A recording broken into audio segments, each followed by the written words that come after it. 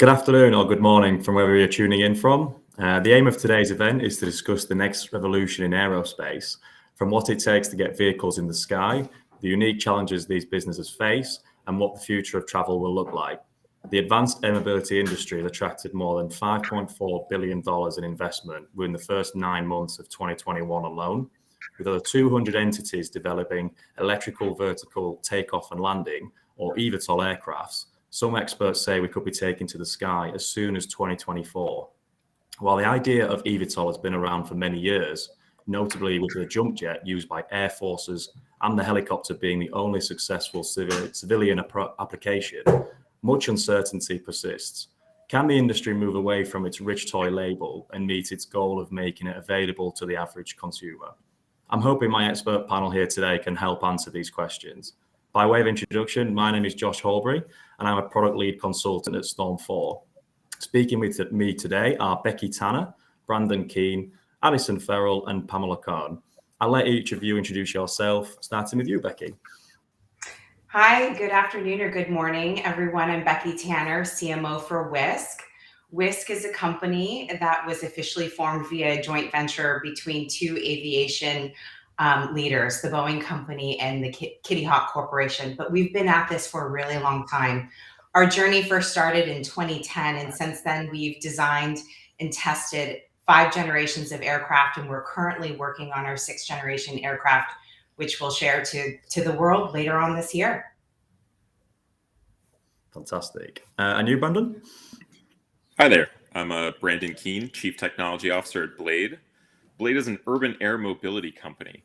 When people think of Blade, they think of helicopters, but we obviously do more than that and have our sights set on the future. We started the company in 2015 and leveraged my background previously at Microsoft, Pivotal Labs, IAC, to build a platform to take the current unit of vertical transportation, the helicopter, and bring that to the masses. We are based in New York City, but have extensions on the West Coast in Los Angeles. We have a joint venture in India outside Mumbai in the area. We recently also just completed an acquisition of the scheduled passenger business of Helijet, a Vancouver-based helicopter airline, and that makes Blade the largest transporter of passengers in the vertical space today. And we're very excited to talk advanced air mobility and where the industry is going. And you, Addison? Hi, all. I'm Addison Farrell. I'm head of Americas for Skyports. Based in Boston, I'm responsible for our commercial efforts in the region. Skyports was founded in 2017 to address the landing infrastructure that the advanced air mobility industry needs. So we design, develop, and operate vehicle-agnostic vertiports. We have offices in the UK and Singapore, as well as here in the US, with projects ongoing across the globe. And finally, Pam. Hi, everyone. I'm Pamela Cohen. I currently am actually in the property technology space. I'm the Chief Operating Officer of Curbio, which works in property and real estate listing. However, I actually spent most of my career in the future mobility space, specifically for eVTOLs. So most recently, I was the Global Chief Operating Officer and U.S. General Manager for Hyundai Motor Group's Urban Air Mobility Division. And prior to that, as the founder and managing partner of a specialty consulting firm called Ascension Global, and we focused on future mobility technologies, specifically UAM and AAM. And prior to that, I was at McKinsey & Company, where I was a leader in their aerospace and defense and infrastructure practices, and was the founder and leader of their unmanned aircraft systems hub. So spent all my time on UAS and eVTOL, and have been in the industry for a while from the consulting perspective, the technical perspective, and then also from the OEM perspective. So currently not repping one of the eVTOL companies, but hopefully I can give a little bit more of the controversial statements that we need to get the panel a little bit spicier. Absolutely. First and foremost, thank you all for taking the time out of your day to speak with us. I know we have a couple from San Francisco and other areas of the US, so it's early morning for them. And I'm really looking forward to discussing this fantastic topic with you. It's a really exciting time in the advanced air mobility industry. So Brandon, really paints a picture of what AAM will look like in the coming years and who will be using it. So certainly it's our bias to think that the future is going to look something like today. People talk about advanced air mobility as this future concept on the come, but Blade has been doing it every day successfully for 7 years. And we've had a lot of competitors in the space, and fortunately have been blessed to ride through not only that competition, but COVID and all the other disruptions to travel. And what we found is bringing this vertical transportation product to a new audience has a really, exciting future, because people before thought of helicopters as either for the C-suite only, military, EMS, something that happens when something goes wrong, versus solving their problem today. And, what Blade has done, I think, is successfully onboard that customer of today, who we think will be that customer of tomorrow. And, to think of that person, it's really anyone who wants to save time. Of course, we do have a lot of single business travelers, that kind of salt and pepper hair, shaking hands on the tarmac, classic look of VIP helicopter charter. That customer is absolutely welcome on Blade. But we also have, people you would not think of as, helicopter users. We have families, people on vacation, of course, people trying to get somewhere who also want to see the city in an interesting way. We definitely cater to both the transportation and experiential aspect of flying around cities. But we think that that's, not only a useful product to have in the market, but also one that's going to leapfrog over some of the challenges that cities face, right? You can't easily make roads wider. In New York City, actually, the average miles per hour on the streets have gone down over time. We only believe that adding, say, self-driving cars to that equation is going to increase congestion. So, our looking to the air, we think, has, solved a problem in our local backyard. But this is something that is accessible to, we think, many people once the infrastructure comes. And I think we have some folks on the panel who can speak to not only the aircraft side, but the infrastructure side that will make this market. So, today, think of the black car limousine customer as the price point that Blade serves. And that's really a dramatic step function change from that private charter that was in the thousands of dollars before services like Blade existed. But we are only working to bring that cost down, because as you make that more accessible, you can bake advanced air mobility or vertical transport into everyone's more frequent or daily lives, right? Today, it's something that maybe you'll do once in a while, but we hope that with an improvement in those costs and increase in that network, we can make that replace some of those daily commutes people are making, or be thought of as a bookend to all the international and domestic travel you might be doing. So it's really anyone who wants to get around. And right now, it is at that kind of limousine level, and we want to get it to yellow cab, bog standard taxi pricing. Beyond that, it's going to be tough. Absolutely. Alison, I'd really like to hear your thoughts there on an infrastructure perspective, in terms of sort of how will our landscapes change with sort of the emergence of eVTOL jets and landing pads, etc. Yeah, I think so. Several unlocks coming with eVTOLs. A couple meaningful ones being the price. There's a promise that the price will come down, as Brandon was explaining, because of the lower operating cost and upfront cost of an eVTOL relative to a turbine-powered helicopter or other modes of flight. There's the noise in being so much quieter. We can go places that we couldn't really go before because we didn't have the public buy-in to do so.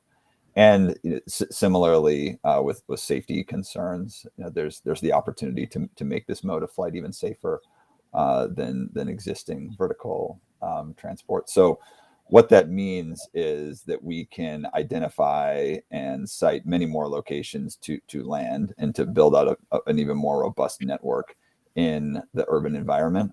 And as Brandon was alluding to, that this has very much a knock-on effect of bringing more people into this mode of transport, so that it also brings the cost down, because you're getting higher utilization of those aircraft.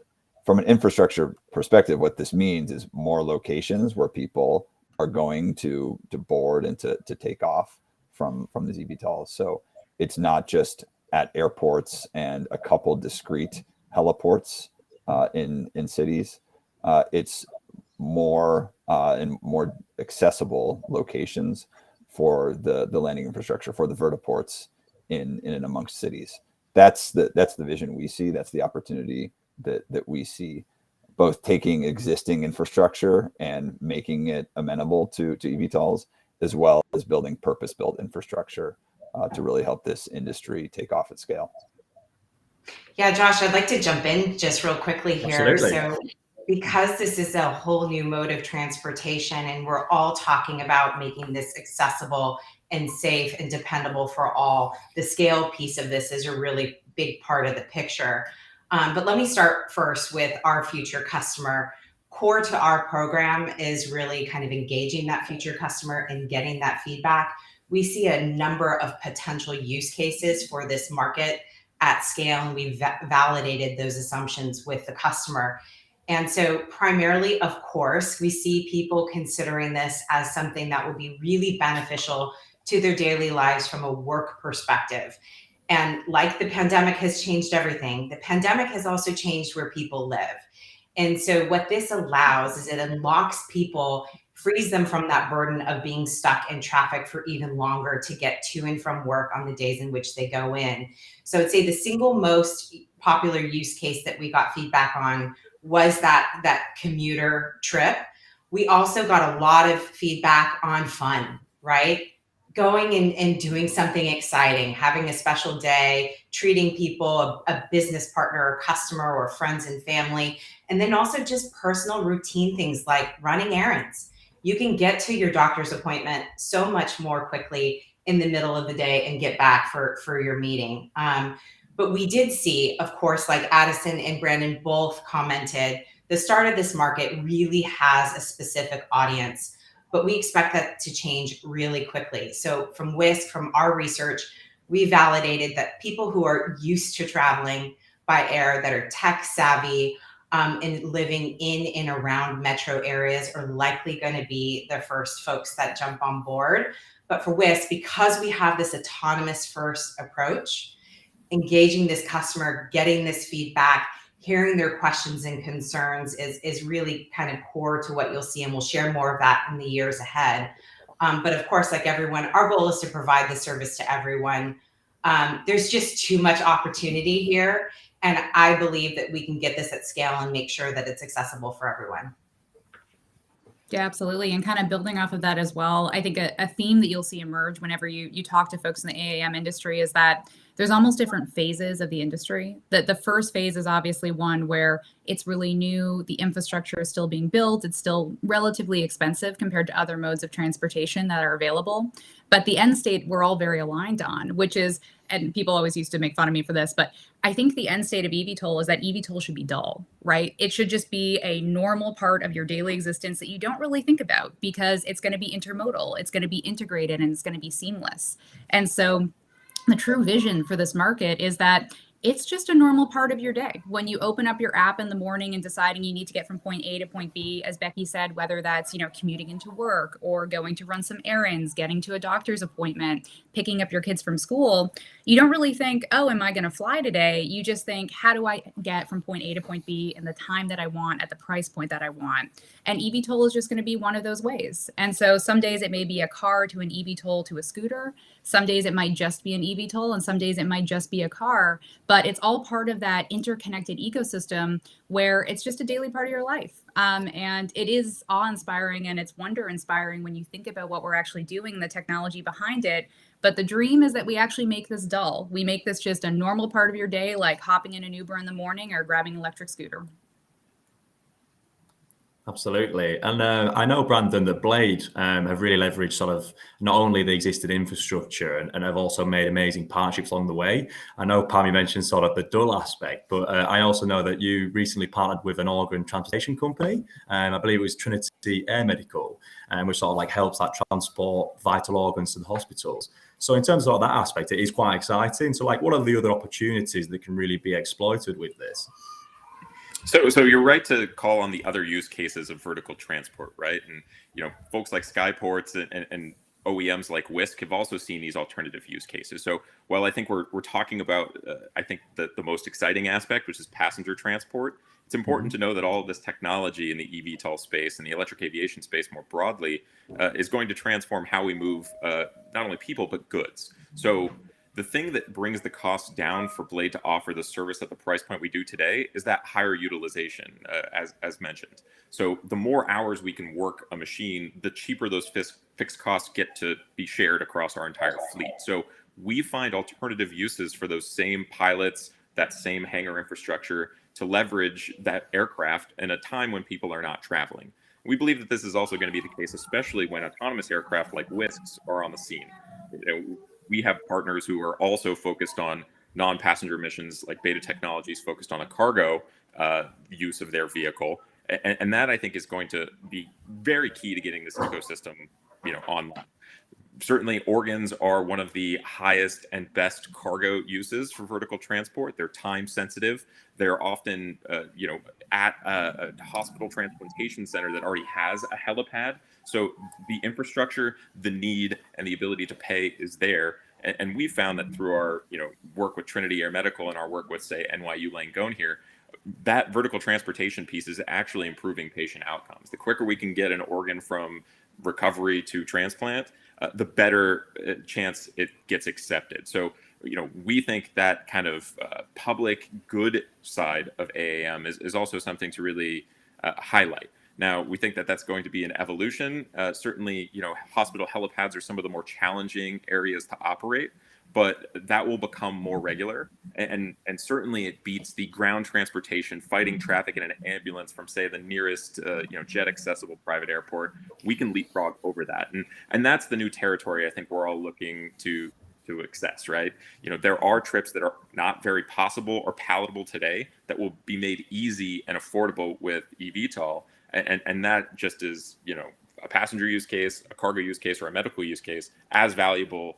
And certainly we think ultimately cheaper and faster for the end user. So we think that that's going to be a key area of growth, not only for us and our business at Blade, but the industry more broadly. And it's one of the few things you get to talk about in the helicopter business that has an obvious and immediate community good. We're often on the heels talking about all the negative sides of vertical transport. And, this is a thing that's also allowed us to open infrastructure longer than it's been traditionally permitted for. For example, if we're doing medical missions, we can now land 24 hours a day on the east side of Manhattan, whereas before it was 8 to 8 p.m.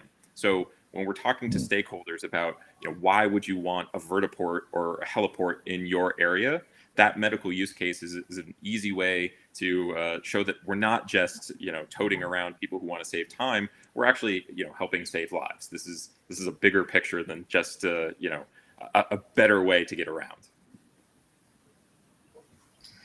Yeah, I think that's an excellent point, Brandon. And I think those medical use cases, those feel-good stories that really demonstrate the value of what we're working on really makes it helpful. I also think that as a society, not only do we expect instant access to information by the use of our mobile phones, we also have higher expectations of when we get things, right? When goods are delivered and access to just about anything. And I think this industry is going to help improve that as well when you think of it from a cargo perspective. So I think the opportunities are really limitless. And then, of course, people will see the clear value once they give it a try too. Yeah, absolutely. Addison, in terms of how extensive are the opportunities for those landing infrastructures in suitable and convenient locations across different cities? I know Brandon briefly touched on it, but I'm interested to hear your thoughts on that. Yeah, I mean, certainly we feel there's a lot of opportunity to scale and to build out additional purpose-built landing infrastructure. However, we don't think it's necessary, nor will it be palatable to the community to put one in every corner. There's certainly a happy medium here where we can find something that gives people good access to advanced air mobility, people and goods, as I think was rightfully discussed. Good access to advanced air mobility without cluttering the landscape with too many of these. And frankly, it's not easy to find a suitable location. So it's not like you could just place one on every street corner, even if you wanted to. There are technical reasons and limitations for that anyway. We think that within large cities, you're looking at something on the order of, initial we start with 3, 4, 5 vertiports, but then scaling up into the maybe the dozens or so.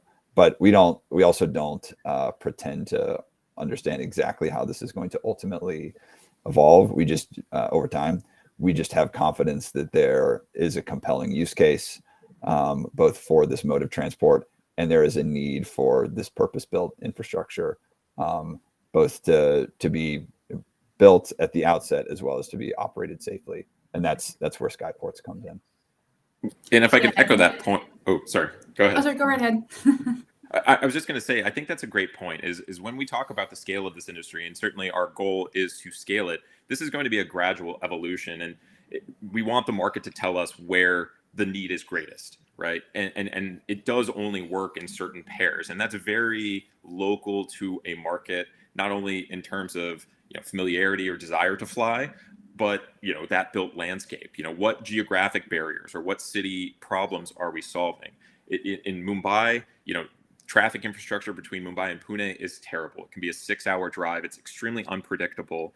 And say, you're a professional who is billed on time, we offer an air link that's not only reliable, but cuts that trip to 45 minutes. And we do think there are a lot of opportunities where, say water, Wisk's home base of the Bay Area, we think is a fantastic urban air mobility market because of that trans-Bay barrier that wants to be connected, but has to go through traditional, expensive, hard to permit, hard to build, hard to maintain kind of terrestrial infrastructure. It's going to be tailored to each city.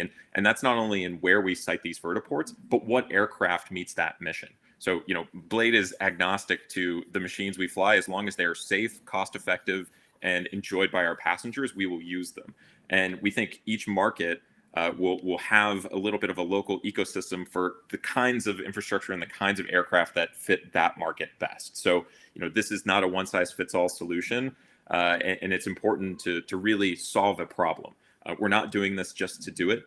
We need to know, what is that all-in time savings, and that really varies depending upon, how the built landscape has evolved historically and where it's going in the future. Yeah, and I think that all of this really underscores the need for kind of the intermodal aspect of this and making sure that we are integrating these systems with other forms of transportation. Like both Brandon and Addison said, every city has completely different mobility needs and different mobility challenges. And each type of transportation mode has completely different value propositions, right? Things like e-scooters and other forms of micromobility are never really going to be displaced by eVTOL, but rather augmented. We're going to have more access to those e-mobility, micromobility options by allowing more people to access those hubs where they actually are. So a lot of what this really is finding where are those optimal routes where it really makes sense to have that infrastructure, and it really makes sense to have that high volume, very rapid transportation that eVTOL can actually promise. And then how do we actually change our infrastructure and adapt it so that it's seamlessly integrated with the other modes of transportation? Because as Becky was talking about earlier, the real goal here is just from the customer perspective, this should be integrated. It should be seamless. It should be painless. It should be frictionless. And the best way that we can do that is really choosing where eVTOL is going to add the most value for different cities, and then working with other mobility providers to make sure that we have an integrated system, an integrated infrastructure network, so that their view of it is that it's very seamless and very easy, and we can get them from point A to B the best way that works for them for that particular day. Yeah, absolutely. And I think all of you touched there on sort of the challenge aspect of sort of this market. Like unlike converting cars from fossil fuels to electric, sort of the shift towards electric aircraft is a much trickier task to accomplish. So Becky, I'd like to really begin with you on this. You mentioned a little bit earlier on a conversation we had about how certifying an aircraft is one of the hardest things to accomplish, especially on sort of an electric aspect. So how would you describe sort of Wisk's experience with that, working with the regulation, and what are the barriers that are holding policymakers back? Yeah, actually, there are a number of challenges that we all face, certainly not just Wisk, as we think about how do we get this industry started. And certifying an aircraft is definitely a tremendous amount of work. But I actually think there are harder aspects that the industry needs to come together on to make this happen. So of course we've talked a little bit about the customer and public acceptance, that's a really important thing for us all collectively to work together on, because we won't get started unless we have people supportive of what we're trying to do. Addison's talked about the infrastructure that's needed. At Wisk, we believe we're going to leverage existing infrastructure and then build towards the future, as we commented on. But I actually think one of the hardest things in front of us is aerospace integration. This is an entirely different space where we're going to be moving people. And to safely do that, we really got to start working with regulators to make sure that we safely integrate this space in which these aircraft and others can freely move and get people to their destination or goods to their destination safely. So I actually think, I don't want to downplay the aircraft certification piece. Mm-hmm. And for Wisk, our self-flying approach first certainly is a different challenge to our piloted competitors. But we actually think aerospace integration is where we really all need to start focusing very quickly.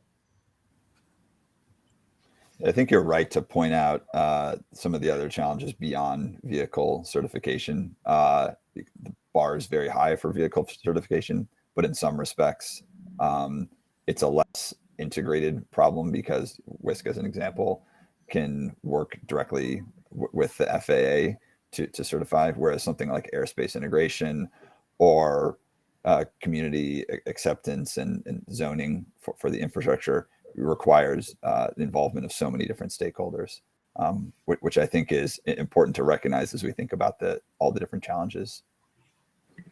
And I think it's important to talk about, that interim period of piloted as well. We're very bullish on the idea that autonomous is going to be a step function increase in the availability and affordability and reliability of these aircraft. And in the interim, as Blade is agnostic, we are in full transparency partners with Wisk, but also other OEMs that are pursuing an eVTOL piloted concept. And they're taking that path of least resistance, working within the existing Part 135, national airspace system, just like our helicopters and seaplanes and jets do today. And certainly Blade has proven that you can have high tempo, profitable operations from a single location, right? So, we do have some room to run within the current framework, but we want to use that as a platform to make sure that this entire modality is adopted and scaled to ultimately be taken over when the airspace integration pieces, the technology is reliable, solid, blessed, and ultimately accepted by the community. When we interface with folks asking for minor deviations to how things work, we're very sensitive to maybe this industry being too close to it, and then the other sides of the public who may have kind of heard of it being a little more reticent. I think we have to not just tell but show and prove through our existing operations that this is safe, desirable, and affordable. And there's a lot of room to run, but people do talk about the congestion in air traffic control even today. So when we talk about moving people in the air, this is not just the vertical transportation market, dealing with the challenges of increased passenger flight volume. This is something that the industry and ultimately the world is going to have to tackle. And fortunately, there's a lot of great support. The folks at NASA have been extremely helpful in planning, advanced air mobility, conducting trials, getting all the foundational pieces so that regulators who might be a little skittish can be very much pleased that this is well baked, been working in the background for quite some time, and is ready to be the first call when you're not thinking about getting from A to B and just pushing a button. This should be like running tap water. And I think that's a great point Pamela made. Like this seems kind of the future now, but we want this to be just a boring part of your background life. And I think that autonomous piece is really, maybe a little bit scary today, but I think is going to be extremely, boring, reliable. And why did we ever do it another way in the near future? So we're definitely trying to crawl, walk, run in deploying this ecosystem.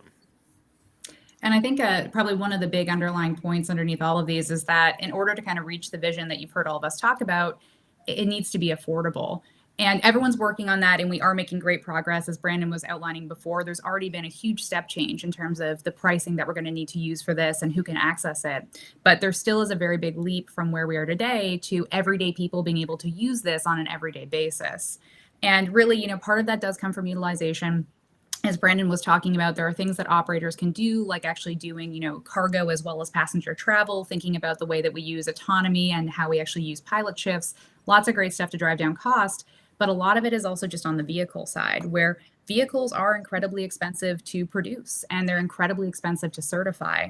And we need to do a lot of really hard work in terms of how we think about our production processes, how we think about our supply chains, how we think about the way that we do financing and recouping our R&D investments in order to make sure that we can actually drive down the cost of the eVTOLs themselves to make this truly affordable and truly accessible in the future. Now, that being said, a lot of great people are already working on this. I know Wisk has this as one of their central things that they're working on, as well as many other eVTOL players. And so there are things that we can do, but that is a really big hurdle today that takes us from, that first phase that we were talking about, where it's really a little bit more sparse, it's a little bit more niche, to that really universal integrated mode of transportation. And there's just a lot of work throughout the entire supply chain in order to make that happen. Yeah, absolutely. Becky, from a manufacturer's point of view, I'm quite sort of, curious to hear your thoughts on what Pam just mentioned then. Yeah, she's right. At WIS, we are considering all of these different pieces and through the supply chain as we work towards the future, and then just the ramp up of the number of aircraft. So we're running models and we're thinking through these things and making these choices, but there's still a lot of work ahead of all of us. So she raises great points that we all need to address as OEMs to make sure that this is accessible for all. But we'll get there. I also want to comment, Brandon, you said that autonomy may be scary right now. I'll tell you, our feedback and our customer research was really exciting. We were pumped up at WIS to see how open people are to this. And also, I've seen our aircraft fly a ton now. When you see it fly and you sit there and think, okay, nobody's on board piloting that, and you see how smooth it is, it's possible and it's safe. So I'm really excited for us to show this more broadly in the future. Yeah, I think that's a great point. And not to, in any way be scared about this. I think, again, we're going to see that value of autonomous flight systems come sooner rather than later. And I think this is an interesting tie into Skyports and why we like their strategy of not only focusing on that passenger use case, but in the near term, smaller UAS cargo space. So, we've all seen the vision of Amazon drones dropping your package on the corner. And while that might be a far off dream, all of the work that's foundational to making those systems safe is going to feed into the safety systems of autonomous passenger scale flight. And, again, this seems like a new thing, but this is also something that's been done for quite a while. And, Wisk has been at this for 10 years, but even prior to that, if you look into the kind of defense aerospace applications of autonomous systems, this is not really new. Now, typically it's operated a world away or in sort of in a non-populated area. But I think all of our learnings in flying UAS generally has proven that you can do it at scale, you can do it reliably, and you can do it in some of the most challenging air operation environments in the world. When we talk about what we'll need for the vertiport of the future, all of those kind of augmented navigation systems and other things the vertiport will need to have to guide these autonomous systems, this is something that, again, is being done on a very regular basis. And we hope that people will see these cargo applications sooner rather than later and want this in their backyard. But again, I think it's more just familiarity and unawareness of what the capabilities truly are. And it is a magical moment to see the Wisk aircraft and other autonomous aircraft fly. When you talk about the source of accidents in aviation, certainly the number one cause is pilot error. So all the engineering we can do to address that and be not only a virtual backup pilot for the piloted operations in the near term, but a fully better, perfect pilot that never gets tired, never complains, never has to rest. That is ultimately going to be a key piece to driving aviation safety into the future. It truly is the unlock that makes this, I think, ultimately reliable. Absolutely. Another sort of key factor that's really driving that anticipated growth of the urban air mobility sector is the vast competition that seems to be going on, within the space. Pam, in terms of sort of, everyone in that market, how many players do you realistically see sort of surviving that area and that market? So what I would start by saying is I think it's great that there's over 200 different types of eVTOLs in the market today. At this stage inside of the market, that's what you want to see. You actually want to see some fragmentation. You want to see people trying new ideas, getting funding to like test something that seems impossible and seeing what actually is possible from that and using that to fuel progress. So I think it's really great that at this stage where we are in terms of development, we have so much fragmentation. The reality is, though, that they're not all going to make it to market. Realistically, looking at the U.S. market, you're going to see 3 to 7 players potentially actually get these things through certification, get their production certification, and actually start producing them in the market. And that's not necessarily a bad thing. The market isn't necessarily going to be big enough, especially not for the next, 10, 20, 30, 40 years to accommodate 200 different players inside of this market. And frankly, given how expensive certification processes are, and also just production of these types of vehicle actually is, it's not a good thing for the market to be too fragmented when we actually go into production. So realistically, given the costs and just what the market is actually going to be like realistically, it's going to be about 3 to 7 players, I think, in the end that will actually be producing these vehicles. That being said, I think a lot of the research that's being done by the other companies today is going to be foundational in those companies going forward. I think you're going to see a lot of consolidation where some of the bigger players are going to start acquiring some of those smaller players or acqui-hiring their talent to really take those lessons learned and really build off the engineering and all of the successes and failures they're having. So I think all of it is good. It's all kind of coming together into the right direction for the market. But realistically, you're going to see about 3 to 7 actually make it to market in the US. Globally, it might be more closer to about 10 to 12, but that's most likely my best guess based on what I've seen in the market of how this is going to play out. Absolutely. And Becky, I know in our earlier discussion that when we had a brief one before the call, you mentioned something in regards to like no one company can make the industry successful. I know Pam touched on it then. Interested to hear sort of your thoughts on that, because that really stood out to me. Yeah. So I agree with everything that Pamela just said.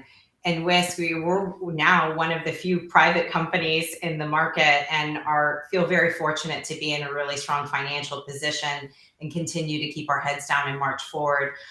Earlier in this conversation, I said, I said together, at Whisk, we very much believe that there's a lot of work in front of us that is not just Whisk work. It's work that we need to do together as an industry and a broader ecosystem, so Skyports included. So I think there's room for several of us. The market opportunity is too tremendous, right? Morgan Stanley and other research firms have put out some pretty impressive numbers in terms of the TAM potential. So, I think you'll see Whisk start to do collective work with the competition. We don't necessarily consider them competition, but more friendlies. We got to partner to get this done together. And I think that's an important point to make, is that, again, this is going to be an ecosystem that's diverse for a lot of good reasons, but there are advantages to having some commonalities. So when we talk to OEMs, we as infrastructure users, right, at Blade, want to have not only the reliability of a company that is going to go the distance, right, which is why we're so excited by companies that have that long history of aviation and that financial backing to get through the hoop. But if you, from an operator's perspective, think about that total cost of ownership, we don't want to have 10 different chargers at the heliport. That does not benefit anybody. We do not want to have 100 different battery types. I mean, if you've ever had to replace a battery in your house, I mean, AA's, AAA's, there's already too many. We want to recreate some of these problems that, you see in the EV world. The entire network is constrained by places you can charge. And again, you don't want to end up diverting to an airport that doesn't have the services you need for your brand of eVTOL. We want this to be an industry plus solution that opens all of that existing infrastructure and new infrastructure to competition, sure, but in a smart way possible. And that's also, our call for agnostic public use. When we're talking about intermodal connections, we don't think it's the best case for a city to say, put a vertiport on top of a train station and only allow one OEM to access that. We just don't think that's a way to build, an entire network, and certainly not the way aviation works today. Some airlines, and Blade isn't quite an airline, but we fancy ourselves as such. We'll use equipment of different types, but it doesn't prevent us from landing an Airbus aircraft at JFK or we can only go into LaGuardia with a Boeing machine. That's just not a smart business, we think. So anyone who's pushing for a proprietary solution, we would hope that you would, in the international cooperative spirit of aviation, align with the industry and open those things up, because that's only going to raise all boats. I mean, this is the story of creating a bigger pie, and everything we can do today to set that sort of path to the future in the smartest way, we should do. And certainly that consolidation in standards and OEMs, I think, will help us get there faster. Yeah, I mean, Brandon's really speaking my language. I appreciate that. Skyports, we were founded to be OEM agnostic as part of our strategy, and so certainly agree. And I think, I mean, you can look at the traditional aviation industry to see where there is, yes, indeed, competition, but also quite a bit of collaboration. And I mean, I see it at a minimum at 3 different levels. Brandon was talking a lot about standardization. I think that's an important one to drive down costs for everyone. But there's also community acceptance. If the public, general public and public officials don't accept this, then all of us lose, and we don't want that. So we can absolutely work together on generating that public acceptance of the industry. And then lastly is safety. And you can, again, look to the traditional aviation industry to see where that is an issue that no one competes on. Safety is something that everyone comes together to work together on. And I think advanced air mobility industry is absolutely the same. Yeah, absolutely. On sort of a sustainability front, pressure on the transportation industry to go green has really sort of taken a hold due to the huge carbon footprint that the industry actually equates to, playing like a really vital role in the fight against climate change. Addison, from an infrastructure perspective, how sustainable could this industry be? Yeah, I think that I think the AAM industry has a real opportunity to advance aviation forward with respect to sustainability. We see our roles as the infrastructure providers as primarily facilitating the use of electric aircraft. The infrastructure itself is not necessarily a huge driver of sustainability or emissions today necessarily. But enabling these electric aircraft to fly and to do so at an accessible price point for everyone is part of our mission. I think others will have perspectives on this too, but the distances we're talking about, this part of the overarching aviation landscape that we're addressing here does not necessarily drive the lion's share, even close to the majority of the emissions. So what we're doing will not decarbonize aviation in and of itself. It takes a much broader set of initiatives to achieve that. But we do think that it's a step in that direction, or at least I believe it's a step in that direction. Electrifying this portion of aviation will help other parts of aviation to also electrify and adopt new technologies that will be more sustainable and less carbon intensive. So I think it's one piece of the puzzle, but it's an important one.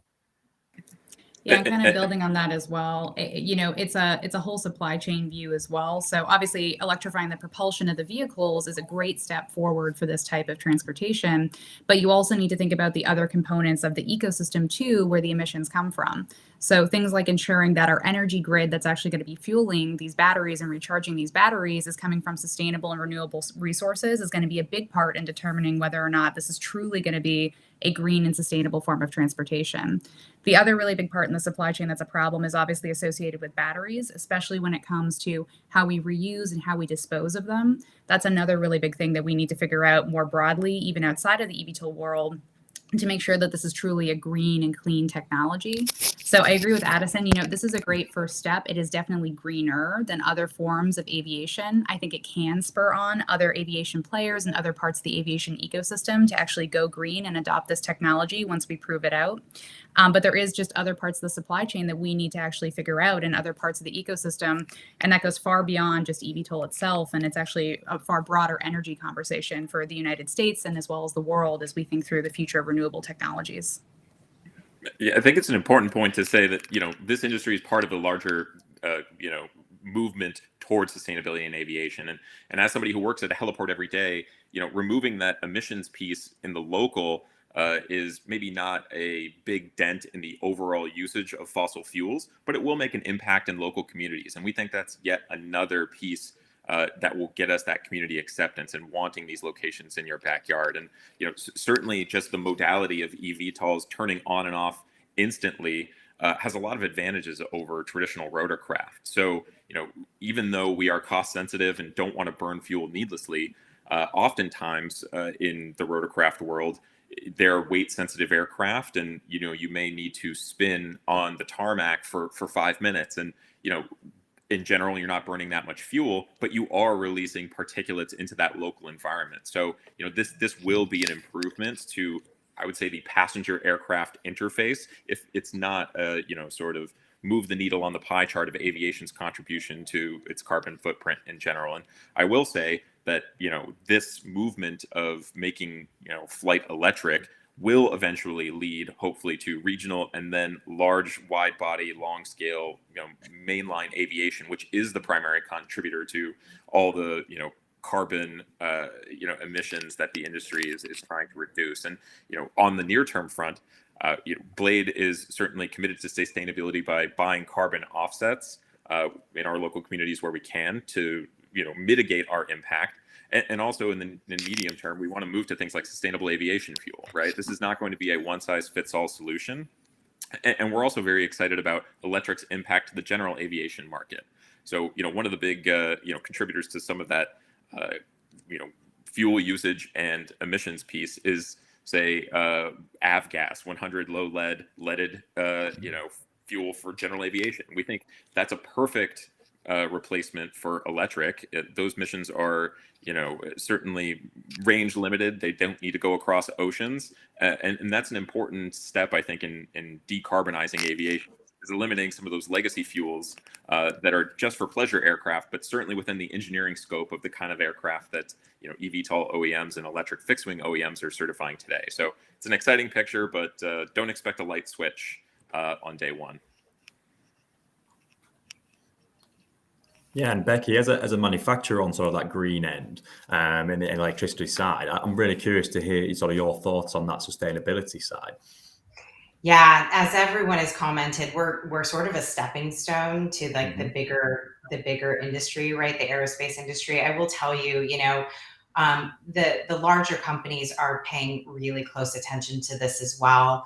Boeing is our strategic partner and also an investor in Wisk, and they are very much focused on the sustainability side and see Wisk as an important partner in that. So I think what they're thinking about in testing and what we're thinking about in testing, we'll all be able to share that for the greater good of the industry. But at Wisk, daily we're making decisions, right, of how do we design this aircraft so it's more environmentally friendly and there's less waste. And Pamela commented on batteries, right? We all have, or Wisk has test aircraft that we're flying all the time, and disposing of batteries right now is a much smaller problem than what it will be in the future. And so really solving those problems together is something that we all need to sort. But we've found our path forward here at Wisk as of right now, but when we scale, it's a much bigger challenge for all of us.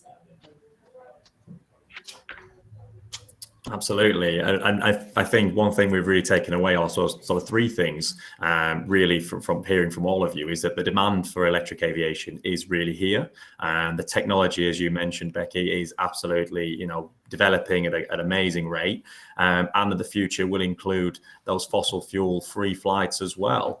In sort of more of like a conclusion, when do you sort of predict those electric jets to take off? I suppose, Becky, you touched on it there in regards to sort of your test flights, etc. Well, I'm curious to hear your thoughts on sort of, potentially when that could, really take off. Yeah, that's a great question. And we're so used to it, Wisk. I think we're one of the few companies that actually hasn't put like a date on it. And there's a reason for that. We're one piece of this puzzle, as we've all recognized today. There's a lot of pieces to this. The community acceptance, the airspace integration, certification of the aircraft.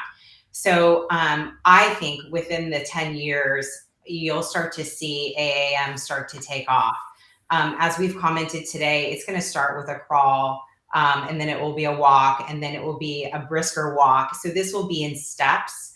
But Whisk is currently not sharing our prediction window for when we'll launch services. Absolutely. Thank you very much. We do have a couple of quick questions actually from viewers.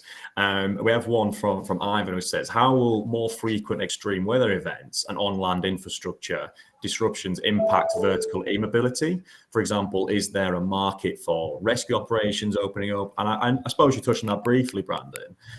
But again, I'd like to go back to you, Becky, on that from sort of from the manufacturer perspective. Is that something that you have to consider when you sort of, create the aircrafts as well? I'm sorry, Joss, you paused on my end when you stated the question. So do you mind repeating that? Absolutely. I apologize. We had a question about sort of the more frequent weather and extreme sort of weather events, about how they can disrupt and impact vertical e-mobility. And I was curious on sort of the manufacturer front, how that would, is that something you have to really consider in regards to, working out and on the engineering front as well?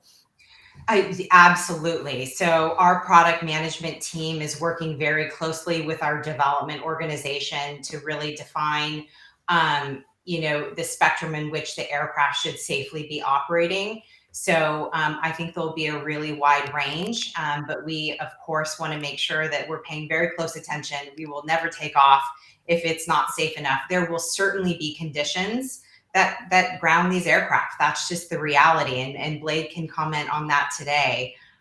So we plan to share more about those ranges for our 6th generation aircraft later this year. But this is very much something that we're talking about and building into the spec and also validating. Yeah, and to give a current gen rotorcraft perspective, certainly when people hear about Blade and see our frequency of service, they ask about weather, and certainly weather is a big part of running this business, right? It's not necessarily dealing with the weather from a vehicle and operation standpoint to keep things safe, but also from a passenger management and expectations setting point to where you are down, you have alternatives. So, Blade certainly will drive you in the event we can't fly you and notify you in advance so you can make other, arrangements. But, there is no free lunch, and there are times when we can't fly. But I will say, even in the Northeast, which is not known for its great weather in, say, winter, we are operational most of the time, the majority of the time, and certainly have greater predictability over shorter distance routes. So, for example, if we're flying, a helicopter from Manhattan to JFK, our understanding of the weather is a little more predictable and better, and certainly we have a more reliable prediction of when we will go versus not go in that 10, 15 mile flight to JFK. But say a 90-mile flight out to the end of Long Island, weather is dynamic and may change the success of that mission. So certainly, safety being our focus, we err on the more conservative side, but there aren't that many days that we are completely down. And certainly all modes of transport are affected by the weather. So a snowstorm comes into New York City, it's not just aircraft that are affected. And, we pressure OEMs like Whisk to give us the most robust machine that they could possibly and most safely produce. But the reality is the business models, the sort of infrastructure and the demand sides are more important to driving mission volume than weather, and we think again a suite of alternatives is really the rule of the day. And we're not going to fly into a cloud in a storm under any conditions, and certainly most aircraft will avoid that if they can. So the story of weather mitigation in the current aviation space is going to be very similar to what the future brings. And these aircraft, I think, will be more capable than a lot of our existing aircraft, but there's no free lunch. And, we don't anticipate bringing de-icing to the city or to a rooftop. If those minimums are not met, we probably won't be flying. But the good news is it doesn't affect the overall reliability of the system greatly. And certainly the weather will pass in an hour, and often we can get that flight out on a delayed basis versus scrubbing the entire day. So it's a better story than you would think. And certainly one that has a vehicle component, but I would say that the systems of how and when you fly are not going to be too different in the future. Yeah, absolutely. Alison, do you have to take that into consideration when you're sort of working on the infrastructure side a little bit in terms of, I know you mentioned then, Brandon, in terms of the area, like the Northeast, for example, is that something you really have to consider? Yeah, absolutely. I mean, I think first of all, when we think about where these operations will launch, areas that have better and more predictable weather are going to be prioritized, and over time, as capabilities grow, we move into areas with more difficult weather. So that's a piece of it. But I think also there's a critical interface with the aircraft operator too. We will have equipment, sensors at the vertiport that help the operators determine whether or not it's safe to fly. Just basic weather station and similar. But maybe more importantly, as you have disruptions to operations, whether otherwise, that has a profound ripple effect throughout the network and throughout your resource management and scheduling at individual vertiport.